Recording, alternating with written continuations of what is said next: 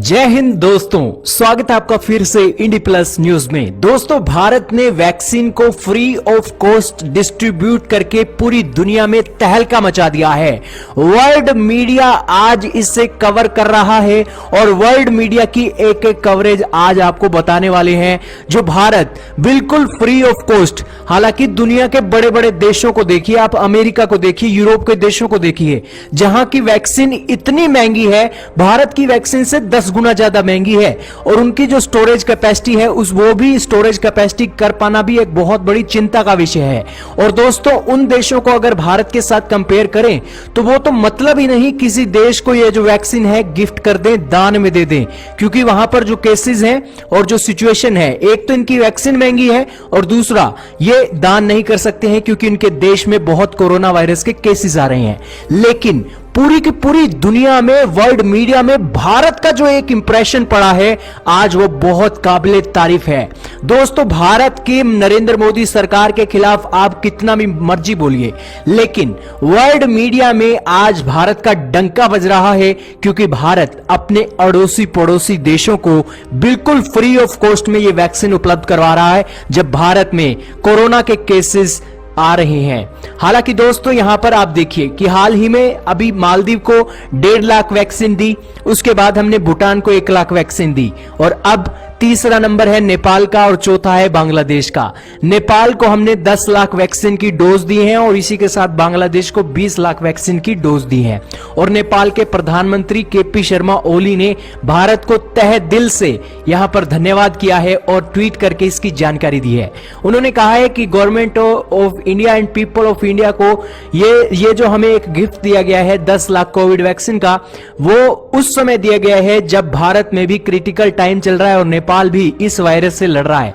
लेकिन ये vaccination plan आज फ्रेंडली नेबर होने के कारण नेपाल की सरकार और नेपाल के लोग इसे अप्रिशिएट करते हैं। वहीं पर बांग्लादेश में भी 20 लाख वैक्सीन की डोज पहुंची है, तो यह सेरेमनी हुई है और इसके अंदर ये सभी बातें हुई हैं। हालांकि वहां पर बांग्लादेश के विदेश मंत्री AK मोमिन और इसी के साथ बांग्लादेश के हेल्थ मिनिस्टर जाहिद मालिक ने यहां पर एक शिरकत की थी और भारत का धन्यवाद किया। लेकिन दोस्तों, इतना ही नहीं, दुनिया के 92 देशों ने भारत की नरेंद्र मोदी सरकार के साथ एक यहां पर संपर्क साधा है कि आप हमें ये कोविशील्ड कोवैक्सीन उपलब्ध करवा दें।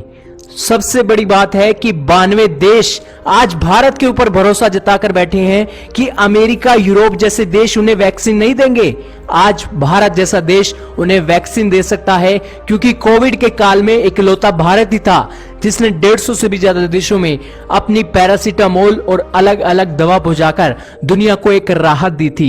यही कारण है कि आज भारत के प्रधानमंत्री जो शब्दों का इस्तेमाल करते हैं कि पूरी दुनिया भारत के लिए एक परिवार की तरह है और हम अपने परिवार का ख्याल रखना अच्छी तरीके से जानते हैं। यही कारण है कि 92 देशों का विश्वास भारत के ऊपर यही दिखाता है कि भारत के ऊपर आज वो विश्वास कर रहे हैं और भारत की छवि के ऊपर वो अपनी मोहर लगाने के लिए तैयार हैं। लेकिन इसी के ऊपर वर्ल्ड मीडिया ने इसे कवरेज दी है और इसके ऊपर कहा है कि भारत वैक्सीन डिप्लोमेसी के चलते साउथ एशिया में चाइना को पुश बैक करना चाहता है। चाइना ने बेल्ट एंड रोड इनिशिएटिव के चलते एशिया में पूरी तरीके से तहलका मचा दिया था, लेकिन अब भारत वैक्सीन डिस्ट्रीब्यूशन को लेकर आज चाइना को पछाड़ रहा है। और मानिए या ना मानिए, वर्ल्ड मीडिया भी यहां पर गौर कर रहा है कि यहां पर भारत ने चाइना को पछाड़ना और टक्कर देना शुरू कर दिया है हर क्षेत्र में। भले ही आप मानिए या ना मानिए, ये वैक्सीन डिप्लोमेसी हम अड़ोसी पड़ोसी देशों का जो आज दिल जीत रहे हैं फ्री ऑफ कॉस्ट में ये वैक्सीन देकर, ये यही दिखाता है कि चाइना को अगर कोई शिकस्त दे सकता है तो भारत ही दे सकता है। यहीं पर जो बिडेन को भी ये बहुत अच्छा संदेश गया है।